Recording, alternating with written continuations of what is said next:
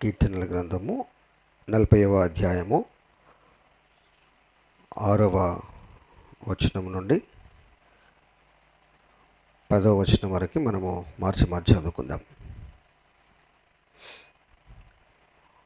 కీర్తనల గ్రంథము 40వ అధ్యాయము 6వ వచనం నుండి 10వ వచనం వరకు మనము మార్చి చదువుదాం. 6వ వచనం నేను చదువుతున్నాను. బలులనైనను నైవేద్యములనైనను నీవు కోరుటలేదు, నీవు నాకు చెవులు నిర్మించి ఉన్నావు. దహన బలులనైనను పాప పరిహారార్థ బలులనైనను నీవు తెమ్మనలేదు.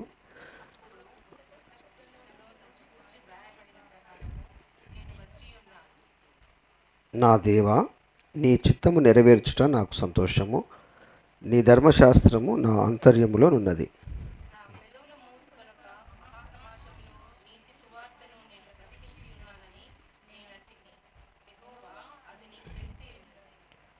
నీ నీతిని నా హృదయంలో ఉంచుకొని నేను ఊరకుండలేదు.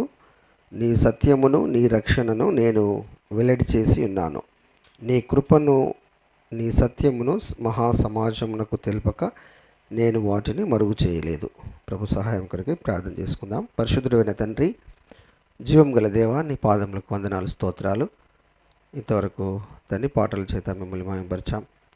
ఈ సమయంలో తండ్రి వ్యక్తిగతంగా మా జీవితంలో మీరు చేసినటువంటి రక్షణ కార్యాన్ని, మీరు మమ్మల్ని కాపాడిన విధానాన్ని జ్ఞాపకం చేసుకుంటూ వ్యక్తిగతంగా ఆరాధన చేయడానికి సిద్ధమవుచుండగా నీ వాక్యం చేత మాతో మీరు మాట్లాడుతారండి. నీ వాక్యానుసారమైనటువంటి ఆరాధన మేము చేయడానికి కృప చూపించమని నా ప్రభువైన యేసుక్రీస్తు నామంలో స్తుతించి ప్రార్థించి వేడుకుంటున్నాను మా తండ్రి, ఆమేన్. సో దేవుని యొక్క వాక్యాన్ని చదువుతూ ఉన్నప్పుడు మనము దేవుడు మనతో ఏమని మాట్లాడుతున్నాడు, ఎలాగా మనం దేవుణ్ణి ఆరాధించాలి, దేవుణ్ణి స్తుతించుట ఎంతో మంచిది, మనము బ్రతికిన కాలమంతా దేవుణ్ణి స్తుతించాలని భక్తులు వారి జీవితంలో ఆ మాటలు రాసి పెట్టుకొని దేవుని యొక్క గొప్పతనాన్ని వివరిస్తూ దేవుడు వారికి దేవుడుగా ఉన్నందుకు ధన్యులని, దేవుని యొక్క గొప్ప కార్యాలని వారు చూసి వారి చుట్టూ ఉన్నటువంటి సంగతులను కూడా వారు చూస్తూ దేవుని స్తుతించినటువంటి భక్తులు ఎంతోమంది మనకి గ్రంథంలో ఉన్నారు. సో ప్రతి ఆదివారము లేదా ప్రతిసారి దేవుణ్ణి మనం స్తుతిస్తూ ఉంటున్నప్పుడు ఏదో ఒకరి జీవితాన్ని మనం రెఫరెన్స్గా తీసుకొని వారి జీవితంలో చేసినటువంటి మాటలు నా జీవితంలో కూడా ఏమైనా చేసావా, ఇలాంటిది ఏమైనా నా జీవితంలో ఉందా అని ఆలోచన చేస్తూ మనము ఆరాధన చేస్తూ ఉంటాం.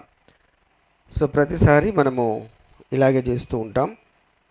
అయితే ఈ దినము మన ముందు దేవుడు పెట్టినటువంటి ఈ కొన్ని మాటలు మనము ధ్యానం చేసుకొని దేవుని యొక్క ఆరాధనలోకి ప్రవేశించుదాం. ఈ 40వ కీర్తన దావీదు రాసినటువంటి కీర్తన. ఇందులో ఆయన 5వ వచనం నుంచి మనం చూస్తే, యెహోవా నా దేవా, నీవు మా ఎడల జరిగించిన ఆశ్చర్య క్రియలను, మా ఎడల నీకున్న తలంపులను బహు విస్తారములు అని అంటాడు. వాటిని వివరించి చెప్పేదని అనుకుంటున్నా, అవి లెక్కకు మించి ఉన్నవి. అంటే ఆయన జీవితాన్ని మనం ఆలోచన చేస్తే ఆయన అనుకున్నటువంటి మాట ఏంటంటే, దేవుని యొక్క ఆశ్చర్య క్రియలు, దేవుడు జరిగించినటువంటి ఆ క్రియలు, తర్వాత దేవుడికి మన మీద ఉన్నటువంటి ఆలోచనలు, అవి ఎంత విస్తారములో, ఒకవేళ వాటన్నిటిని చెప్పేదాము అనుకుంటే లెక్కకు మించి ఉన్నవి అని అంటాడు. అంటే లెక్కింపలేనటువంటి సంగతులు దేవుడు చేశాడని జ్ఞాపకం చేసుకుంటున్నాడు. సో మనము రక్షింపబడినది మొదలు రక్షణలో లేనప్పుడు కూడా దేవుడు మనల్ని విడిచిపెట్టలేదు, మనల్ని దృష్టి ఉంచాడు, మనల్ని జ్ఞాపకం చేసుకున్నాడు. కాబట్టి మనల్ని ఇలాగ రక్షించుకొని ఆయన యొక్క సన్నిధిలో మనల్ని నిలబెట్టుకున్నాడు. అయితే అవన్నీ నువ్వు ఆలోచన చేస్తే ఒక దినము దేవుని దగ్గర కూర్చొని ఇలాగా ఒక కీర్తన లేదా ఒక పాట రాయవలసి వస్తే, దేవా, మా ఎడల నీకున్న తలంపులు బహు విస్తారములు, అవి చెబుదామనుకుంటే లెక్కకు మించి ఉన్నవి అనేటువంటి ఆ యొక్క సందర్భం నీ జీవితంలో, నా జీవితంలో కూడా ఉంటుంది. ఎందుకంటే తప్పకుండా దేవుని యొక్క ఉద్దేశంలో లేకుండా ఎవరు పుట్టలేదు. దేవుని యొక్క సన్నిధి లేకుండా, దేవుని యొక్క కృప లేకుండా ఎవరు క్షేమంగా ఉండరు అనే సంగతి మనం జ్ఞాపకం చేసుకోవాలి. అయితే అది గమనించిన వాళ్ళు కొంతమంది దేవుణ్ణి స్తుతిస్తారు, కొంతమంది ఇది మా వలనే జరిగిందని వారే అనుకొని వారే దాన్ని ఓన్ చేసుకొని అలాగా బ్రతికేస్తూ నడిచి వెళ్తూ ఉంటారు. అయితే విశ్వాసులమైనటువంటి మనం మాత్రం మన జీవితంలో ఏది జరిగినా అది దేవుడే అనుమతించాడని, దేవుడే తప్పించాడని, దేవుడే రక్షించాడని, దేవుడే మనల్ని పైకెత్తాడని, ఇలాగా దేవుని చేతిలో నేనున్నానని మనము దేవుణ్ణి స్తుతిస్తూ ఉంటాం. సో ఇలాంటి జీవితమే దావీదుది అని మనము జ్ఞాపకం చేసుకోవాలి. ఎందుకంటే తన జీవితంలో మొదటి నుండి తన చివరి వరకు, తన జీవితం మొత్తంలో మనం ఎక్కడ గమనించినా ఆయన ఏ సందర్భంలో చూసినా దేవుని కనుసన్నలలో దేవుని శక్తి చేతనే నడిచాడని మనం జ్ఞాపకం చేసుకోవాలి. సో ఆయన గొలియాతును కొట్టేటప్పుడైనా, ఆయనకు ఎదురుపోయినప్పుడైనా, సింహాలని ఆ తర్వాత ఎలుగుబంట్లను అన్నింటినీ వాటిని ఎదిరించినప్పుడైనా ఇవన్నిటిలో దేవుడే ఉన్నాడని ఆయన సాక్ష్యం చెప్పుకున్నట్టుగా మనం చూస్తాం. ఆ తర్వాత ఆయనను కొంతమంది కోపగించిన, షమి లాంటి వాళ్ళు దూషించిన దేవుడే అనుమతించాడేమో అనేటువంటి ఆ యొక్క ఉదార స్వభావంతో, అలాంటి భావనతో బ్రతికినటువంటి వ్యక్తి దావీదు. కన్న కొడుకు పరిగెత్తించిన సితార దాన్ని వాయిస్తూ సౌలుని ఆరోగ్యవంతునిగా చేసిన, చివరికి ఆయన చేయలేని పనిని ఈయన చేస్తే అందరూ పొగిడిన, ఆయన ఈట ఎత్తి చంపాలని పగబట్టిన, ఆయన రెడ్ హ్యాండెడ్గా ఆయనకు దొరికిన ఒక చిన్న హాని కూడా చేయనటువంటి వ్యక్తి దావీదు. అంటే ఇప్పుడు ఈ దావీదు యొక్క జీవితాన్ని మనం ఆలోచన చేస్తే, దావీదు యొక్క బ్రతుకులో దేవుని యొక్క సన్నిధి, దేవునితో ఆయన నడిచినటువంటి విధానము, ఇవన్నీ జ్ఞాపకం చేసుకుంటూ, అందుకే ఆయన ఎక్కువ కీర్తనలు రాశాడు అనుకుంటాను నేను. ఈ కీర్తనల్లో మనకు 150 కీర్తనలో హైయెస్ట్ ఎవరు రాశారంటే దావీదే రాశాడని చెప్తాం. 70కి పైగా కీర్తనలు దావీదు రాశాడు. సో దావీదు దేవుణ్ణి కీర్తించాడు అని అంటే అర్థం ఏంటి? ఎక్కువగా కీర్తించాడంటే అర్థం ఏంటి? ఎక్కువగా మేలులు పొందుకున్నాడని అర్థం. సో ఎవరు ఎక్కువ స్తుతిస్తారు, ఎవరు ఎక్కువగా దేవునికి థ్యాంక్స్ చెప్తారు అని అంటే, ఎవరైతే ఎక్కువ పొందుకుంటారో వారు మాత్రమే దేవుణ్ణి ఎక్కువగా స్తుతిస్తారు. సో ఎవరైతే తక్కువగా స్తుతిస్తారు అని అంటే వారు తక్కువ పొందుకుంటారు. సో ఇందులో అనుమానం ఏం లేదు.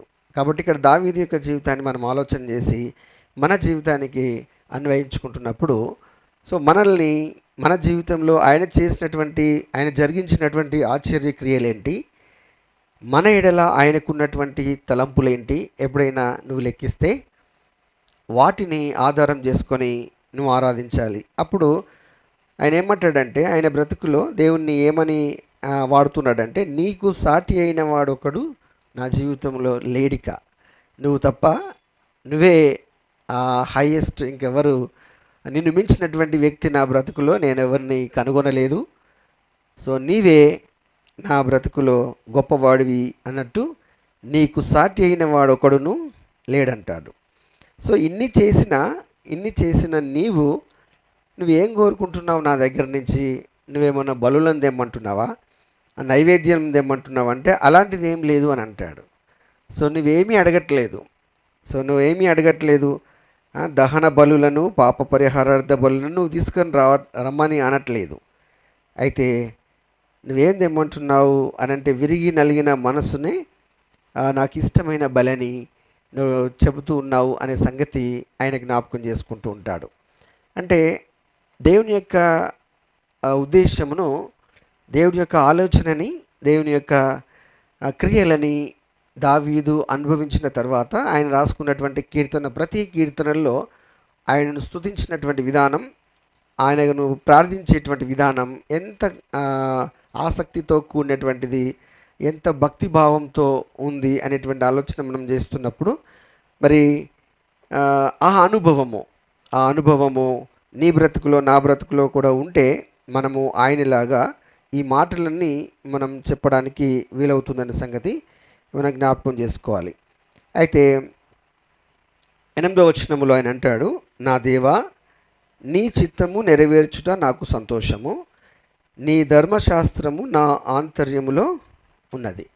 సో దేవుణ్ణి నువ్వు గుర్తెరగాలంటే, దేవుని యొక్క ప్రసన్నతని, దేవుని యొక్క క్రియలని నీవు సెన్స్ చేయాలంటే, అంటే దాన్ని రుచి చూడాలంటే దేవుని యొక్క వాక్యం యొక్క ఆ లోతు నీకు తెలియాలి. దేవుడు నేరుగా వచ్చి నిన్ను తాకి ఫిజికల్గా ఆనాడు యేసుక్రీస్తు ఇలాగ ముట్టుకొని బాగు చేసినట్టుగా కాకుండా పరిశుద్ధాత్మ నిన్ను తాకి, వాక్యముతో నిన్ను తాకి నిన్ను మార్చినటువంటి ఆ విధానము నువ్వు అర్థం చేసుకుంటే ఇక్కడ ఈ ధర్మశాస్త్రం యొక్క విలువేంటో, ఆయన చెప్పినటువంటి మాట యొక్క అర్థం ఏంటో నీకు అర్థమవుతుంది. ఆయన ఏమంటాడు, నీ ధర్మశాస్త్రము నా ఆంతర్యంలో ఉంది, అందుకే నీ చిత్తము నెరవేర్చుట నాకు సంతోషం. ఆయన చిత్తాన్ని నువ్వు నెరవేరుస్తూ ఉన్నావు అని అంటే ఆయన వాక్యాన్ని నువ్వు పాటిస్తున్నావు, వాక్యం యొక్క అర్థాన్ని తెలుసుకుంటున్నావు, దాని ప్రకారం జీవిస్తున్నావు. అలా చేయడం నీకు సంతోషమని నువ్వు అనుకుంటున్నావు. సో ఇది దావీదు రాసుకుంటున్నటువంటి మాట. 9-10 వచనాలు మనం చూస్తే ఆయన ఎక్కడ ఛాన్స్ దొరికినా, ఆయనని గురించి, దేవుని గురించి చెప్పడానికి ఎక్కడ అవకాశం దొరికినా ఆయన దాన్ని నేను వదులుకోలేదు అన్న రీతిలో ఆయన ఈ మాటలు రాస్తున్నట్టు మనం చూస్తాం. నా పెదవులు మూసికొనక మహాసమాజములో నీతి సువార్తను నేను ప్రకటించున్నాను, ఇది నీకు తెలుసు అని అంటాడు. దేవుడైనటువంటి నీకు తెలుసు, ఎందుకంటే నేను చేసినటువంటి పనులు నీకు తెలుసు. ఆయన ఏమంటాడు 51 కీర్తనలో ఆయన ఏమంటాడు అంటే, నా తల్లి గర్భములో నేను రూపింపబడక మునిపే నీ కన్నులు నన్ను చూశాయి అనేటువంటి మాటను రాసినటువంటి వ్యక్తి ఆయన. 51 కీర్తనలో 6వ వచనంలో మనం చూస్తే, నీవు నా అంతరంగంలో సత్యము కోరుచున్నావు, నా ఆంతర్యము ఎక్కడుందా మాట, నేను పాపములో పుట్టినవాడను.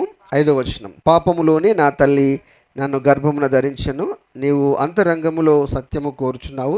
సో ఇలాగా ఆయన రాస్తూ, ఆయన ఉద్దేశము నేను ఎక్కడ ఉన్నప్పుడు నీవు నన్ను చూసావు, తల్లి గర్భములో రూపింపబడక మునిపే అనేటువంటి ఈ మాటలన్నీ రాస్తూ ఉన్నప్పుడు ఎలా ఆయనను అర్థం చేసుకున్నాడు అంటే, దేవుని యొక్క శక్తి ఎంత గొప్పది, దేవుని యొక్క ఉద్దేశము నా నిర్మాణములో ఎలాంటిది అనే సంగతిని ఆయన జ్ఞాపకం చేసుకొని ఆయన అంటాడు, నా హృదయంలో నేను ఉంచుకొని ఊరకుండలేదు, నువ్వు చేసినటువంటి నీతి, నా జీవితంలో నువ్వు జరిగించిన నీతిని నేను నా హృదయంలో పెట్టుకొని అలాగే కూర్చుండలేదు.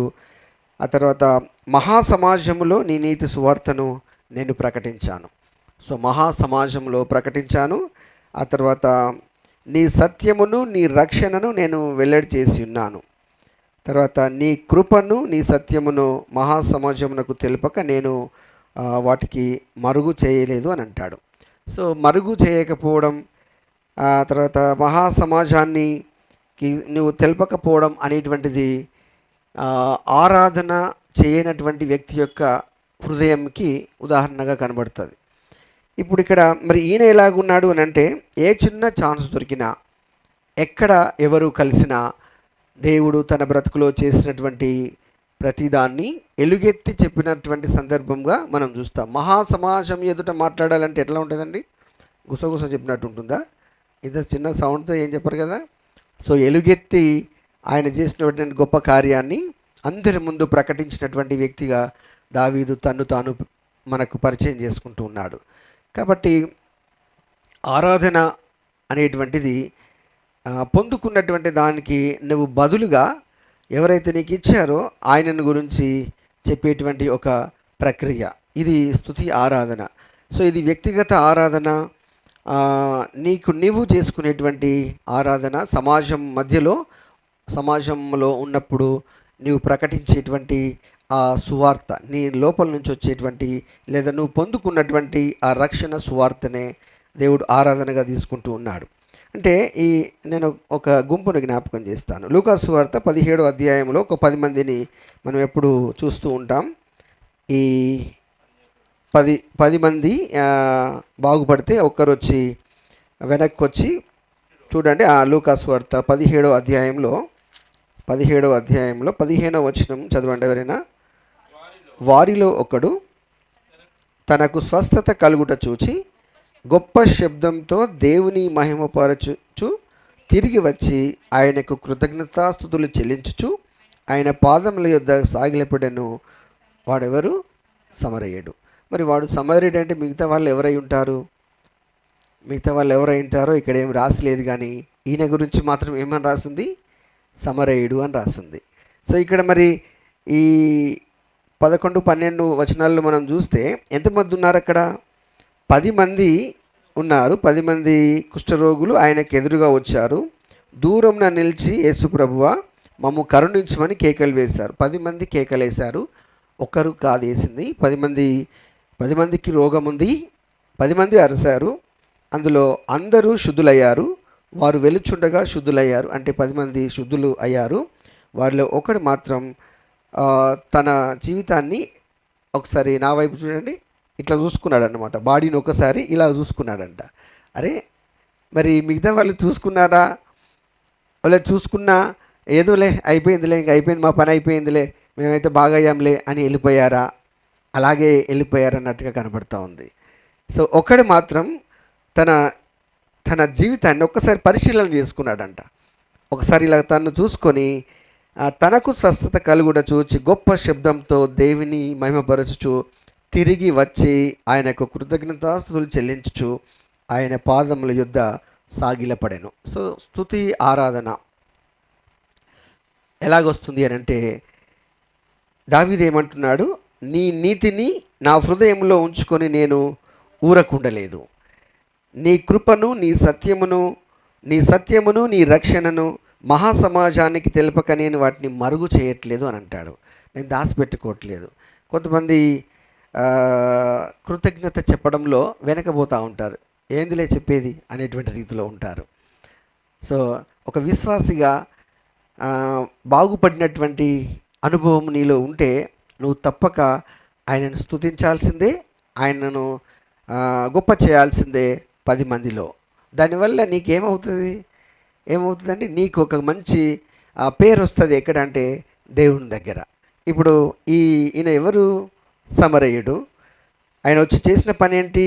గొప్ప శబ్దంతో దేవుణ్ణి మహిమపరచుచు, దానికంటే ముందు ఏం చేశాడు? ఆయన తన కలిగిన స్వస్థతను తను చూసుకున్నాడు. ఎక్కడ తనకు స్వస్థత కలిగింది? సో నీ జీవితంలో, నా జీవితంలో ఎక్కడ స్వస్థత కలిగింది? ఆత్మీయ స్వస్థత ఏ యాంగిల్లో కలిగింది? అది ఎక్కడ నువ్వు మార్చబడ్డావు? అది నువ్వు గుర్తించాలి. అది గుర్తిస్తే నువ్వు కృతజ్ఞత చెప్పక ఊరుకోవు. సో ఎలాగా? గొప్ప శబ్దంతో దేవుణ్ణి మహిమపరచుచు వచ్చి ఆయన కృతజ్ఞతలు చెల్లించు ఆయన పాదముల యొద్ద సాగిలపడడం. సో ఎవరి యొద్ద సాగిలపడాలి? రుచి చూచి ఎరిగి యెహోవా ఉత్తముడని చెప్పాలి. సో నువ్వు రుచి చూస్తే దేవుడు ఉత్తముడని నువ్వు ప్రకటించాలి. ఇప్పుడు దావీదు ఎన్నిసార్లు అన్నాడో ఈ మాటలు. దావీదు ప్రతి సందర్భంలో ఆయన అన్నాడు. 89వ కీర్తనలో ఒక మాట ఆయన ఏతాము రాస్తాడు. 89వ కీర్తనలో ఏతాము ఒక మాట అంటాడు. ఏంటంటే దావీదు వంశం గురించి ఒక మాట రాస్తాడు. 89వ కీర్తనలో 4వ వచనంలో, తరతరములకు నీ సింహాసనమును స్థాపించదనని చెప్పి నా సేవకుడైన దావీదుతో ప్రమాణం చేసి ఉన్నాను అని అంటాడు. ఇది దేవుడు దావీదుతో అన్నటువంటి మాట. దావీదు, నువ్వు మందిరం కట్టకూడదు, నీ సంతానము నీ నుంచి వచ్చేటువంటి నీ కుమారుడే మందిరాన్ని కడతాడు, ఈ నిబంధనను నేను స్థిరపరుస్తాను. ఇది 1 సమూయేలు గ్రంథం 7వ అధ్యాయంలో ఉంటుంది సంగతులన్నీ. కడతాడు.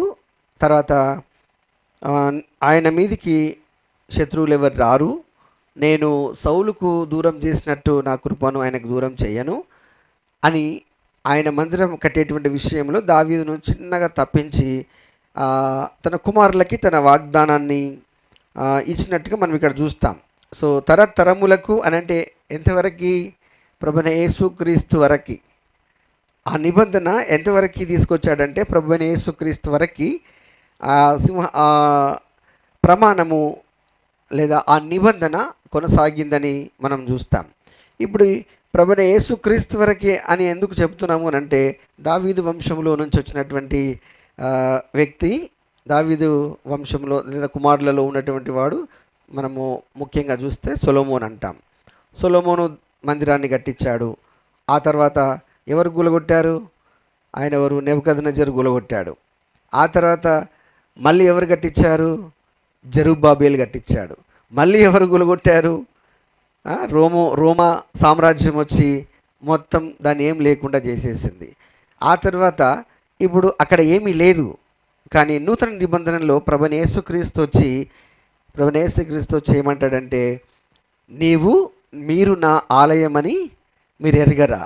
సో మీరే నా ఆలయము అంటే, ఇప్పుడు నన్ను కట్టడానికి ప్రభువైన యేసుక్రీస్తు తన సొంత రక్తాన్నిచ్చి ఆలయంగా మార్చుకొని తను నివసించే యోగ్యమైనటువంటి ఒక గృహముగా, ఒక గుడిగా చేసుకున్నాడనే సంగతి క్రీస్తు ద్వారా మనం చూస్తాం. ఇప్పుడు చూడండి, తరతరములకు నీ సింహాసనమును స్థాపించిందని చెప్పి నా సేవకుడైన దావీదుతో ప్రమాణం చేసి ఉన్నాను అని అంటాడు. అయితే ఆ ప్రమాణము ఎక్కడ నెరవేరింది అని అంటే క్రీస్తులో నెరవేరింది. సో క్రీస్తులో నెరవేరిందని చెప్పడానికి కారణం ఏంటంటే, ఇప్పుడు నేను ఎలాగ రక్షింపబడ్డాం? క్రీస్తులోనే రక్షింపబడ్డాం. కాబట్టి ఇక్కడ ఆయన నిబంధన లేదా ఆయన ఇచ్చినటువంటి మాట. అందుకే ఈ దావీదు అంటాడు, ఇప్పుడు ఇక్కడ ఈ ఏతాను కూడా అదే అంటాడు. ఏంటంటే, దైవపుత్రులలో నీ వంటి వాడు ఎవరు లేడంటాడు. 6వ వచనంలో చూడండి, మింటను యెహోవాకు సాటి అయిన వాడెవడు? దైవపుత్రులలో యెహోవా వంటి వాడేవాడు. ఆ తర్వాత 8వ వచనంలో అంటాడు, నీ వంటి బలాఢ్యుడెవడు అని అంటాడు. అంటే ఒక భీకరమైనటువంటి కార్యాలని చాలా దగ్గర నుంచి చూసినటువంటి వ్యక్తులు వీళ్ళంతా. పాత నిబంధన కాలంలో దేవుని యొక్క క్రియలని చాలా దగ్గర నుంచి పరిశీలించినటువంటి వ్యక్తులు వీళ్ళు. సో గొప్ప గొప్ప యుద్ధాలను చాలా సింపుల్గా గెలిచినటువంటి విధానము వారు చూశారు. వారి హయాములో గెలుస్తూ వచ్చారు. సింహాలని, ఎలుగుబంట్లని, గొలియాతులని ఇటువంటి వాళ్ళని చంపడం అంత ఈజీయా అండి? ఏ రకంగా చూసినా వీరు సాటి రారు. ఎందుకంటే దావీదు యొక్క హైట్ ఎక్కడ, గొలియాతు యొక్క హైట్ ఎక్కడ, ఆయన ధరించిన ఆభరణాలు ఏంటి, ఈయన చేసిన ఏంటి, ఆ ఆయుధాలు ఏంటి, అసలు ఎక్కడ కూడా పొందక ఉండదు. కానీ గెలిచారు. అయితే వీటన్నిటి వెనకాల ఎవరు ఉన్నారని గ్రహించారు వీళ్ళంతా? దేవుడు ఉన్నాడన్నాడు. సో దేవుడు ఎంత భీకరుడు, ఎంత గొప్పవాడు. అందుకే ఆయన చేసినటువంటి పనులు, ఆ తర్వాత ఆయన ఇచ్చినటువంటి రక్షణ ఎంత గొప్పది అని వారు వ్యక్తిగతంగా దగ్గర నుంచి చూసినటువంటి వ్యక్తులు. అయితే ఇప్పుడు నేను మరి ఏం చూసాం? ఏమి చూసాము? ప్రభువైన యేసుక్రీస్తులో ఆ నిబంధనలో నేను ఉన్నాం. ఆ తర్వాత తరతరములకు నీ సింహాసనమును స్థాపిస్తాం. ఏ సింహాసనం అది? ఎవరుంటారు అక్కడ? ఆ సింహాసనాన్ని ఎవరు అధిష్ఠిస్తారు? ప్రభువైన యేసుక్రీస్తు సింహాసనం మీద కూర్చుంటాడు. సో ఇప్పుడు ఆయనతో సహ పౌరులుగా నన్ను చేశాడని నూతన నిబంధనలో మనం చదువుతూ వస్తాం. అంటే క్రీస్తులో ఆ యొక్క నిబంధనని మన జీవితంలో ఉద్ధరించాడు అని అంటాడు. సో అందుకే ఆయన చేసినటువంటి ఆ నీతిని, ఆయన ఇచ్చినటువంటి ఆ రక్షణని ఇప్పుడు నేనేం చేయొద్దంట? వెల్లడి చేయక నోరు మూసుకొని కూర్చోవద్దు అని అంటాడు. ఎక్కడ ప్రజలున్నా, ఎక్కడ నువ్వు కంటే నీకు మించి ఇంకొకరున్నా వారితో నువ్వేం చేయాలంట?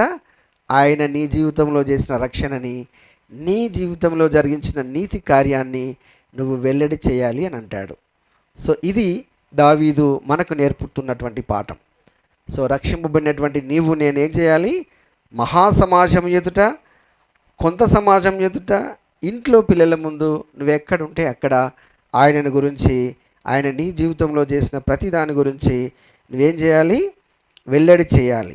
అది నీ హృదయంలో ఉంచుకొని దాచిపెట్టుకోవడానికి లేదని దావీదు తన అనుభవములతో మనతో మాట్లాడుతూ ఉన్నాడు. కాబట్టి ఇక్కడ నేను గత వారం ఈ మాటను జ్ఞాపకం చేశాను.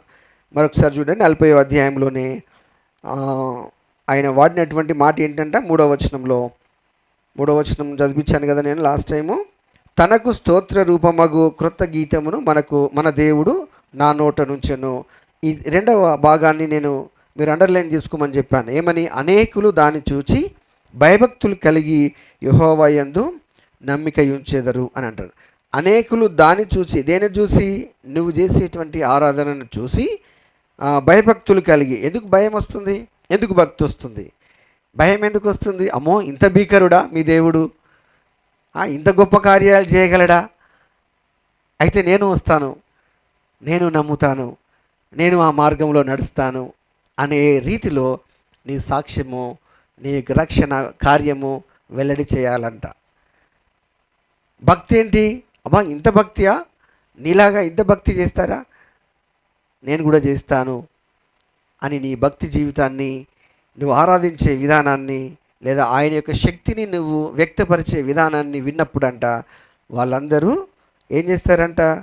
దేవుని యందు నమ్మిక ఉంచుతారు అంటారు. దీనికి నేనేమని చెప్పాను? ఇదే యథార్థమైన ఆరాధన అని అంటాను. సో ఇది నిజమైనటువంటి ఆరాధికుడు చేసేటువంటి ఆరాధన. సో నీవు మాట్లాడే మాటలు చేశారులే, ఏదో అన్నీ ఉట్టుట్టి మాటలు అన్నారులే అని ఎదురు వాళ్ళు అనుకుంటే ఎంత గమ్మత్తుగా ఉంటుందండి. అదే నువ్వు నిజంగా చేస్తే, అవునా, అరే ఇంత చేశాడా, ఏంటి రుజువేంటి చూపియండి అని అన్నారు అనుకోండి. ఈ రుజువు ఎలా కనబడుతుంది? ఒక చిన్న మాట నేను మీకు చూపిస్తాను. లూకా సువార్త, లూకాలో ఉందా? ఆ అపోస్తుల కార్యములు తీయండి. అపోస్తుల కార్యములో ఒక ఆమెను మీకు జ్ఞాపకం చేస్తాను. అపోస్తుల కార్యములు 9వ అధ్యాయం అనుకుంటాను. 9వ అధ్యాయంలో ఆ మాట ఉంది. 9వ అధ్యాయము 39వ వచనం. పేతురు లేచి వారితో కూడా వెళ్ళి అక్కడ చేరినప్పుడు వారు మేడ గదిలోనికి అతను తీసుకొని వచ్చిరి.